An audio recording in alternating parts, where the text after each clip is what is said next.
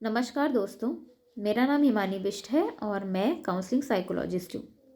तो आज मैं आप लोगों से चर्चा करने वाली हूँ उस एक कारण के बारे में जो कि हमें कई बार एकेडमिकली पीछे कर देता है।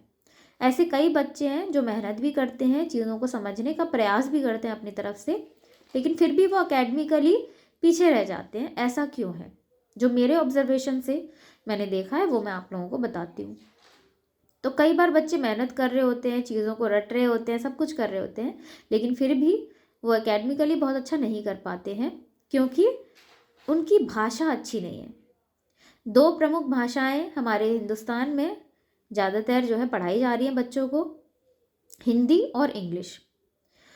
तो ना ही बच्चे हिंदी में बहुत ज़्यादा अच्छे हैं और ना ही इंग्लिश में वो ब्रिलियंट है। तो ना ही उन्हें इंग्लिश का बहुत अच्छे से ज्ञान है, मतलब अंग्रेज़ी भाषा भी उन्हें बहुत अच्छे से नहीं आ रही है और हिंदी भी उन्हें बहुत अच्छे से लिखनी, पढ़नी, बोलनी नहीं आ रही है। दोनों ही भाषा जो प्रमुख भाषाएं हम अपने देश में इस समय इस्तेमाल करते हैं, उन दोनों में ही वो कमज़ोर हैं। तो इससे होता क्या है कि जो चीज़ें किताब में लिखी हैं उनको वो ठीक तरीके से समझ नहीं पाते हैं, और जैसे तैसे समझ भी लें तो फिर अब समझने के बाद में तो जब आप उसका उत्तर लिखेंगे तो कुछ अपनी भाषा में आप अपनी समझ लिखेंगे उसमें, तो वो वहाँ पर उस चीज़ को कन्वर्ट नहीं कर पाते क्योंकि उन्हें अच्छी तरीके से लिखना नहीं आता भाषा में। तो ये जो एक लैंग्वेज है, ये बहुत बड़ा बैरियर बन जाता है बच्चों के एकेडमिक परफॉर्मेंस में। तो प्रयास करने के बावजूद भी अगर आपके कुछ ऐसे विद्यार्थी हैं जो अच्छा नहीं कर पा रहे हैं, या फिर अगर आप भाषा के शिक्षक हैं, हिंदी इंग्लिश पढ़ाते हैं, तो इस चीज़ पर कृपया बहुत ज़्यादा ध्यान दीजिए। और ख़ास करके प्राइमरी तक, कक्षा 5 तक और उससे छोटे जितने भी बच्चे हैं, वो मॉन्टेसरी से लेके कक्षा 5 तक के बच्चों पर जो है हमें ख़ास करके भाषा पे बहुत ज़्यादा जोर देना चाहिए कि उनकी भाषा बहुत बहुत अच्छी कक्षा 5 तक हो जाए, क्योंकि उसके बाद में वो एडवांस कॉन्सेप्ट पढ़ने शुरू करते हैं और चीज़ें पढ़नी शुरू करते हैं, तो वहाँ पर उन्हें कोई भी किसी प्रकार की बाधा ना आए, ना ही समझने में और ना ही अपनी बात को रखने में।